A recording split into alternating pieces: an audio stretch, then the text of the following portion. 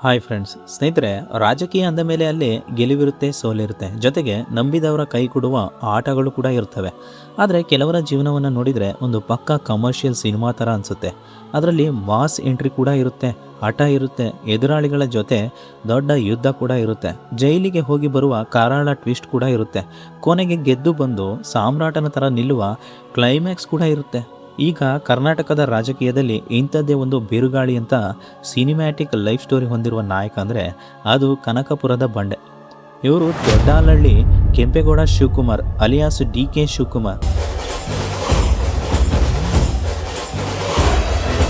ಇವತ್ತು 2026 ಈ ಮೇ ತಿಂಗಳ ದಿನಗಳಲ್ಲಿ ಕರ್ನಾಟಕದ ಮುಖ್ಯಮಂತ್ರಿ ಪಟ್ಟದ ಅತ್ಯಂತ ಹತ್ತಿರ ಬಂದು ನಿಂತಿರುವ ಈ ಮನುಷ್ಯನ ಇತಿಹಾಸವನ್ನು ನಾವೆಲ್ಲರೂ ಕೇವಲ ಮೇಲಿಂದ ಮಾತ್ರ ನೋಡಿದ್ದೇವೆ.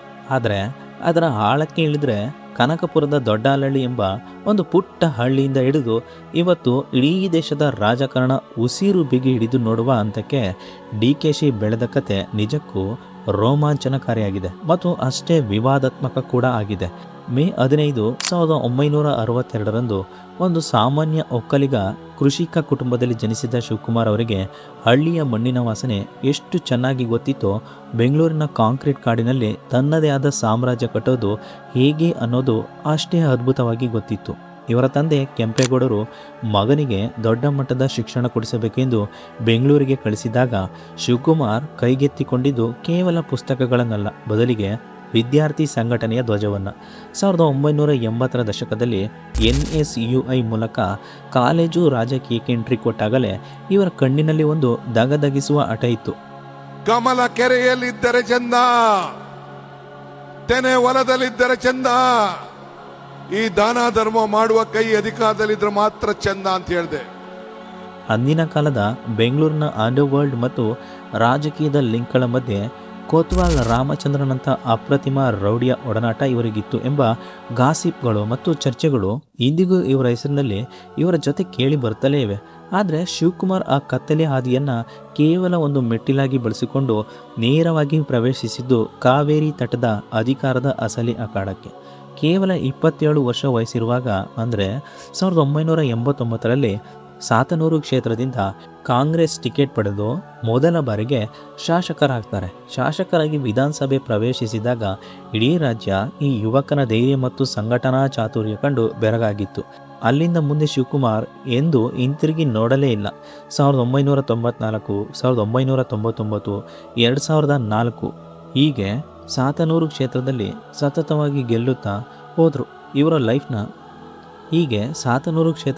ಸತತವಾಗಿ ಗೆಲ್ಲುತ್ತಾ ಹೋದರು.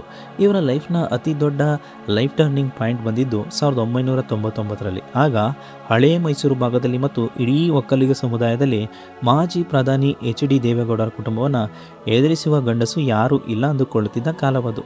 ಅಂಥ ಸಮಯದಲ್ಲಿ ಸಾತನೂರು ಕ್ಷೇತ್ರದಲ್ಲಿ ಸ್ವತಃ HD ಕುಮಾರಸ್ವಾಮಿ ಅವರ ವಿರುದ್ಧವೇ ತೊಡೆತಟ್ಟಿ ನಿಂತ DKಶಿ ಭರ್ಜರಿ ಜಯ ಸಾಧಿಸುವ ಮೂಲಕ ಇಡೀ ದೇಶಕ್ಕೆ ತಾನೊಬ್ಬ ಜೈಂಟ್ ಕಿಲ್ಲರ್ ಎಂಬುದನ್ನು ತೋರಿಸಿಕೊಟ್ರು. ಈ ಒಂದೇ ಒಂದು ಗೆಲುವು ಇವರನ್ನು ಅಂದಿನ CM SM ಕೃಷ್ಣ ಅವರ ಕಣ್ಣಿಗೆ ಬೀಳುವಂತೆ ಮಾಡಿತ್ತು. SM ಕೃಷ್ಣ ಅವರ ಸರ್ಕಾರದಲ್ಲಿ ಅತ್ಯಂತ ಕಿರಿಯ ವಯಸ್ಸಿನ ಕ್ಯಾಬಿನೆಟ್ ಮಂತ್ರಿಯಾಗಿ, ನಗರಾಭಿವೃದ್ಧಿ ಮತ್ತು ಸಹಕಾರ ಸಚಿವರಾಗಿ ಬೆಂಗಳೂರಿನ ರಿಯಲ್ ಎಸ್ಟೇಟ್ ಮತ್ತು ಬಿಸ್ನೆಸ್ ಸಾಮ್ರಾಜ್ಯದ ನಾಡಿ ಮಿಡಿತವನ್ನು DKಶಿ ತಮ್ಮ ಕೈಗೆ ತೆಗೆದುಕೊಂಡರು. ಅಲ್ಲಿಂದಲೇ ಇವರ ಆಸ್ತಿ, ಅಧಿಕಾರ ಮತ್ತು ವರ್ಚಸ್ ರಾಕೆಟ್ ವೇಗದಲ್ಲಿ ಬೆಳೆಯಲು ಶುರುವಾಗಿತ್ತು. ಆದರೆ ರಾಜಕೀಯದಲ್ಲಿ ಎಷ್ಟು ಎತ್ತರಕ್ಕೆ ಬೆಳೀತಾರೋ ಅಷ್ಟೇ ಶತ್ರುಗಳು ಮತ್ತು ಹಗರಣಗಳ ಆರೋಪಗಳು ಕೂಡ ಬೆನ್ನತ್ತಿ ಬರುತ್ತವೆ ಅನ್ನೋದಕ್ಕೆ DKಶಿ ಜೀವನವೇ ಸಾಕ್ಷಿ. ಇವರ ಹೆಸರಿನ ಜೊತೆ ಕೇಳಿ ಬರುತ್ತಿರುವ ಅತಿ ದೊಡ್ಡ ವಿವಾದ ಅಂದರೆ ಅದು ಅಕ್ರಮ ಹಣ ವರ್ಗಾವಣೆ ಅಥವಾ ಮನಿ ಲಾಂಡರಿಂಗ್ ಮತ್ತು ಆದಾಯಕ್ಕಿಂತ ಹೆಚ್ಚಿನ ಆಸ್ತಿ ಗಳಿಕೆ ಪ್ರಕರಣ. ಇವರ ಆಸ್ತಿ ಮೌಲ್ಯ ಅಧಿಕೃತವಾಗಿ 1400 ಕೋಟಿ ದಾಟಿದ್ರು. ಇವರ ನಿಜವಾದ ಆಸ್ತಿ ಇದಕ್ಕಿಂತ 16 ಪಟ್ಟು ಹೆಚ್ಚು ಎಂಬ ಗಾಸಿಪ್ಗಳು ಈಗ ರಾಜಕೀಯ ಕಾರಿಡಾರ್ನಲ್ಲಿ ಸದಾ ಕೇಳಿ ಬರುತ್ತಲೇ ಇವೆ.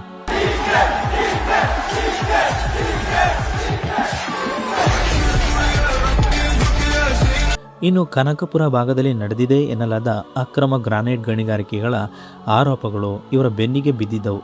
ಪರಿಸರ ನಿಯಮಗಳನ್ನು ಗಾಳಿಗೆ ತೂರಿ ಇವರ ಬೆಂಬಲಿಗರು ಮತ್ತು ಕಂಪನಿಗಳು ಕಲ್ಲು ಗಣಿಗಾರಿಕೆ ನಡೆಸಿವೆ ಎಂದು ವಿರೋಧ ಪಕ್ಷಗಳು ಭಾರಿ ದೊಡ್ಡ ಹೋರಾಟವನ್ನೇ ಮಾಡಿದವು. ಯಾವಾಗ ಇವರು ಕೇವಲ ಕರ್ನಾಟಕಕ್ಕೆ ಸೀಮಿತವಾಗದೆ ದೆಹಲಿಯ ಕಾಂಗ್ರೆಸ್ ಹೈಕಮಾಂಡ್ನ ಅತಿ ನಂಬಿಗಸ್ತ, ಸಂಕಟಹರ ಅಥವಾ ನ್ಯಾಷನಲ್ ಲೆವೆಲ್ ಟ್ರಬಲ್ ಶೂಟರ್ ಆಗಿ ಬದಲಾದರೂ ಆಗಲೇ ಇವರ ನಿಜವಾದ ಕಷ್ಟದ ದಿನಗಳು ಹಾಗೂ ಕಾನೂನಿನ ಬಲೆ ಶುರುವಾಗಿತ್ತು. 2002ರ ಮಹಾರಾಷ್ಟ್ರದ ವಿಲಾಸ್ರಾವ್ ದೇಶ್ಮುಖ್ ಸರ್ಕಾರದ ಬಿಕ್ಕಟ್ಟು ಇರಲಿ ಅಥವಾ 2017ರ ಗುಜರಾತ್ ರಾಜ್ಯಸಭೆ ಚುನಾವಣೆಯಲ್ಲಿ ಅಮಿತ್ ಶಾ ಅವರ ಚಾಣಕ್ಯ ತಂತ್ರಕ್ಕೆ ಪ್ರತಿತಂತ್ರ ಹೂಡಿ 42 ಗುಜರಾತ್ ಶಾಸಕರನ್ನು ಬೆಂಗಳೂರಿನ ಈಗಲ್ಟನ್ ರೆಸಾರ್ಟ್ನಲ್ಲಿ ಅಡಗಿಸಿಟ್ಟು ಅಹಮದ್ ಪಟೇಲ್ ಅವರನ್ನು ಗೆಲ್ಲಿಸಿದ ಸಾಹಸವಿರಲಿ, ಇವೆಲ್ಲವೂ ಇವರನ್ನು ಹೈಕಮಾಂಡ್ನ ಹೀರೋ ಮಾಡಿತ್ತು ನಿಜ. ಆದರೆ ನೇರವಾಗಿ ಕೇಂದ್ರ ಸರ್ಕಾರದ ಕೆಂಗಣ್ಣಿಗೆ ಗುರಿಯಾಗುವಂತೆ ಮಾಡಿತ್ತು. ಈ ಶಾಸಕರನ್ನು ರೆಸಾರ್ಟ್ನಲ್ಲಿ ಇಟ್ಟಿದ್ದ ಬೆನ್ನಲ್ಲೇ IT ಮತ್ತು ED ಅಧಿಕಾರಿಗಳು ಇವರ ಇಡೀ ಸಾಮ್ರಾಜ್ಯದ ಮೇಲೆ ಮುಗಿಬಿದ್ದರು.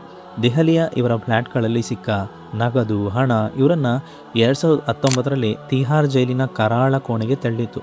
ಬರೋಬ್ಬರಿ 50 ದಿನಗಳ ಕಾಲ ಜೈಲಿನಲ್ಲಿದ್ದಾಗ ಇವರ ವಿರೋಧಿಗಳು DKC ಕತೆ ಮುಗಿಯಿತು, ಈ ಬಂಡೆ ಪುಡಿ ಆಯಿತು ಎಂದು ಸಂಭ್ರಮಿಸಿದರು. ಆದರೆ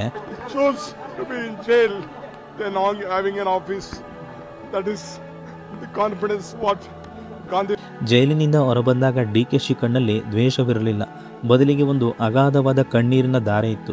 ಆ ಕಣ್ಣೀರು ಒಕ್ಕಲಿಗ ಸಮುದಾಯದ ಮತ್ತು ಕರ್ನಾಟಕದ ಜನರ ಎಮೋಷನಲ್ ಸೆಂಟಿಮೆಂಟನ್ನು ಬಡಿದೆಬ್ಬಿಸಿತು. ಸೋನಿಯಾ ಗಾಂಧಿ ಮತ್ತು ಪ್ರಿಯಾಂಕಾ ಗಾಂಧಿ ಸ್ವತಃ ಜೈಲಿಗೆ ಬಂದು ಇವರನ್ನು ಭೇಟಿ ಮಾಡಿದ್ದು ಇವರ ಹೈಕಮಾಂಡ್ ಮಟ್ಟದ ಪ್ರಭಾವಕ್ಕೆ ದೊಡ್ಡ ಸಾಕ್ಷಿ. ಇನ್ನು ಜೈಲಿನಿಂದ ಬಂದ ತಕ್ಷಣ ಇವರ ಹೆಗಲಿಗೆ KPCC ಅಧ್ಯಕ್ಷ ಪಟ್ಟ ಸಿಕ್ಕಿತ್ತು. ಅಲ್ಲಿಂದ ಶುರುವಾಗಿದೆ ಇವರ ಅಸಲಿ ಸೇಡಿನ ಕತೆ.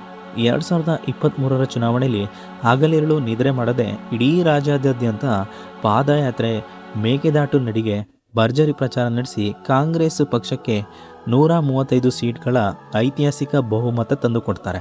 ಆದರೆ ಅವರಿಗೆ ಈಗಲೂ CM ಕುರ್ಚಿ ಸಿಗಲಿಲ್ಲ. ಸಿದ್ದರಾಮಯ್ಯನವರ ಮಾಸ್ ಇಮೇಜ್ ಮತ್ತು ಅನುಭವದ ಮುಂದೆ ಇವರು ಉಪಮುಖ್ಯಮಂತ್ರಿಯಾಗಿ, ಬೆಂಗಳೂರು ನಗರಾಭಿವೃದ್ಧಿ ಮಂತ್ರಿಯಾಗಿ ಸಮಾಧಾನ ಪಟ್ಟುಕೊಳ್ಳಬೇಕಾಯಿತು. ಆದರೆ DKC ಸುಮ್ಮನೆ ಕೂರುವ ಮನುಷ್ಯನಲ್ಲ. ಅವರು ದೇವಸ್ಥಾನಗಳ ಸರಣಿ ಯಾತ್ರೆ ಕೈಗೊಂಡರು.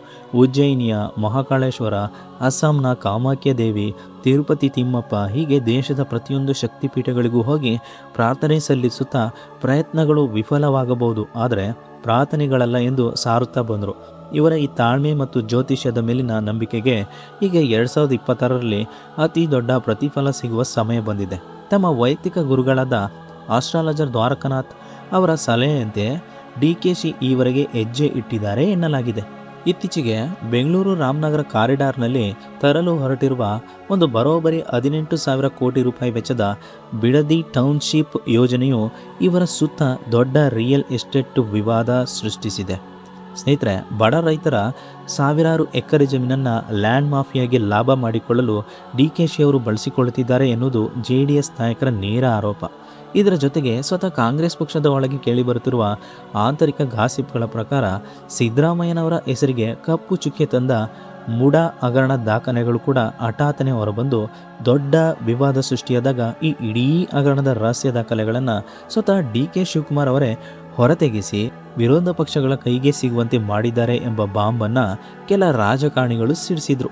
ಸಿದ್ದರಾಮಯ್ಯನವರ ಇಮೇಜನ್ನು ಡ್ಯಾಮೇಜ್ ಮಾಡಿ ಹೈಕಮಾಂಡ್ ಅವರ ಬದಲಿಗೆ ತಮಗೆ CM ಪಟ್ಟ ಕೊಡುವಂತೆ ಮಾಡಲು DKC ಉಳಿದ ಚಾಣಕ್ಯ ತಂತ್ರ ಇದು ಎಂಬ ಗಾಸಿಪ್ ಕಾಂಗ್ರೆಸ್ ವಲಯದಲ್ಲೇ ಈಗ ಭಾರಿ ಸಂಚಲನ ಮೂಡಿಸಿತು.